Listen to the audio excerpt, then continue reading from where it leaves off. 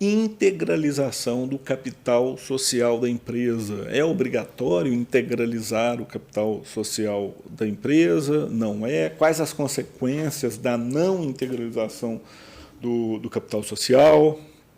É sobre isso que eu vou falar nesse vídeo.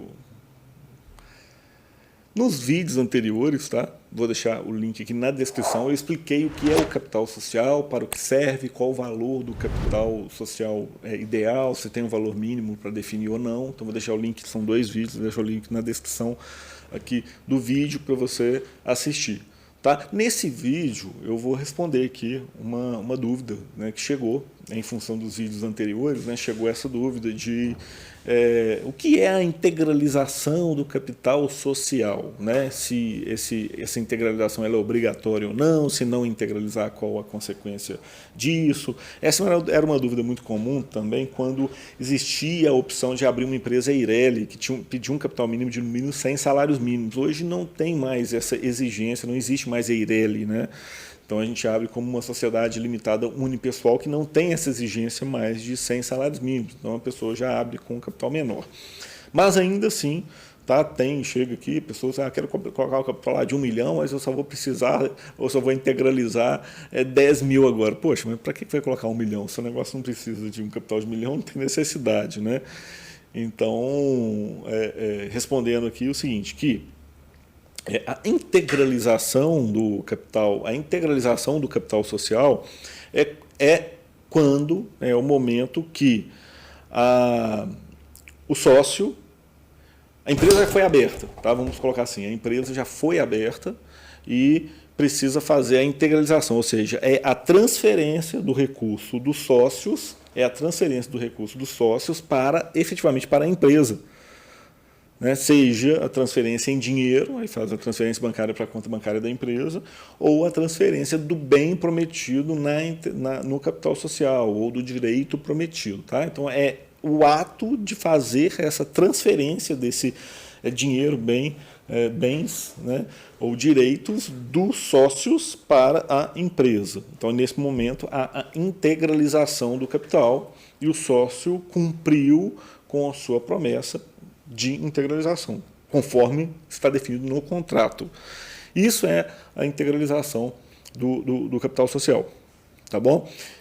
Qual é a consequência do sócio não integralizar o capital social? Então, veja só, a empresa definiu que o capital lá na abertura, o capital social é de 100 mil reais.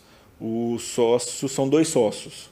Cada um vai colocar 50 mil reais. Estava definido no contrato que a integralização seria no ato, lá na abertura da empresa. Então, ia integralizar 100% na abertura.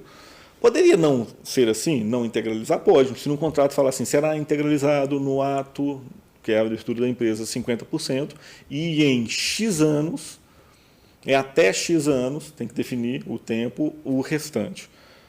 Tá? Aí você teria o prazo para fazer a integralização do restante. Mas geralmente se define, coloca o capital social necessário, integraliza, posteriormente, se for necessário mais capital, você faz uma alteração contratual e aumenta o capital. Tá?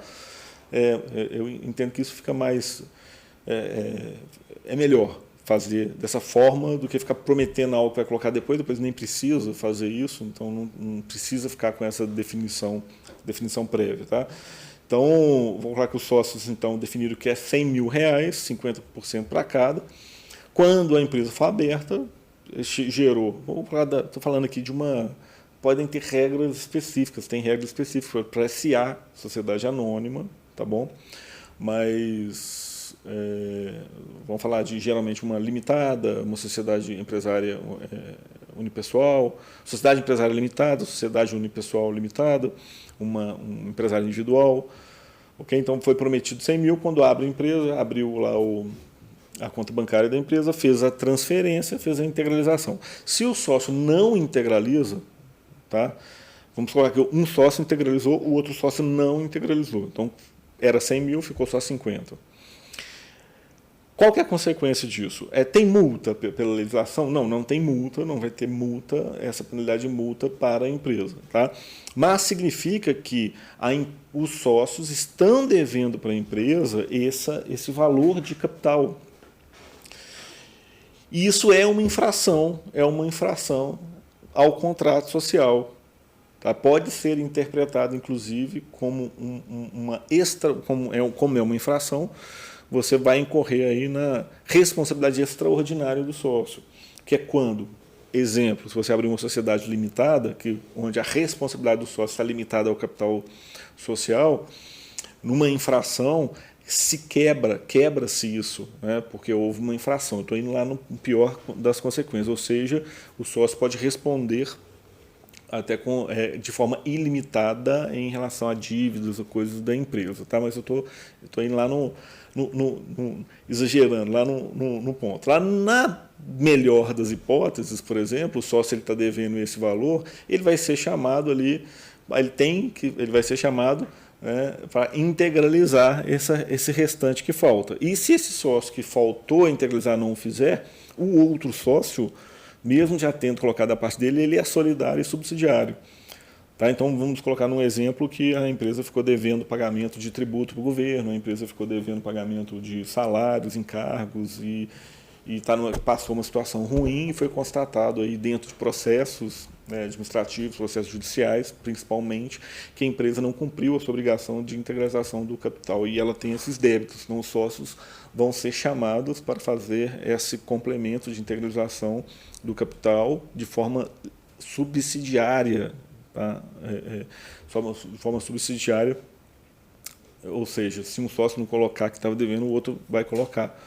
Então, ele vai ter que colocar isso. Porém, quando chegar nesse ponto, pode ser que aqui aconteça aquilo que eu falei. O juiz pode entender que houve aí uma falha no cumprimento de uma obrigação contratual, e isso pode cair na responsabilidade extraordinária do sócio, onde o juiz pode até mandar os sócios, arcarem com todos os débitos de forma ilimitada ao capital social, porque houve uma falha no cumprimento aí do contrato. E essa falha pode ter prejudicado o bom andamento, porque girou o capital de giro da empresa ali, não foi colocado, pode ter prejudicado o bom andamento da empresa. Então, essa é a interpretação do juiz, pode acontecer. Então, essa é uma consequência, por exemplo, da não integralização. Então, o que eu coloco é o seguinte: se definiu um capital social, integraliza. Definiu um capital social a integralizar, integraliza. Porque se não vai integralizar aquele capital todo, define um capital menor. Se não vai precisar daquele valor todo, define o capital menor e integraliza o que foi definido. Se posteriormente precisar de fazer um aumento de capital, um aporte maior, que faça uma alteração contratual e registre esse aporte, tá bom? Acho que fica mais coerente dessa forma. Tudo bem? Então era isso que eu queria falar nesse vídeo. Qualquer dúvida pode postar aqui nos comentários do vídeo. Deixa seu like no vídeo, inscreva-se no canal para receber mais conteúdos, para o YouTube te comunicar quando nós enviarmos novos vídeos aqui no canal. Compartilhe esse vídeo para quem você acredita que vai fazer sentido. Assista os outros vídeos aqui do canal que eu falo de capital social, link na descrição do vídeo. Um grande abraço e nos vemos no próximo vídeo. Tchau!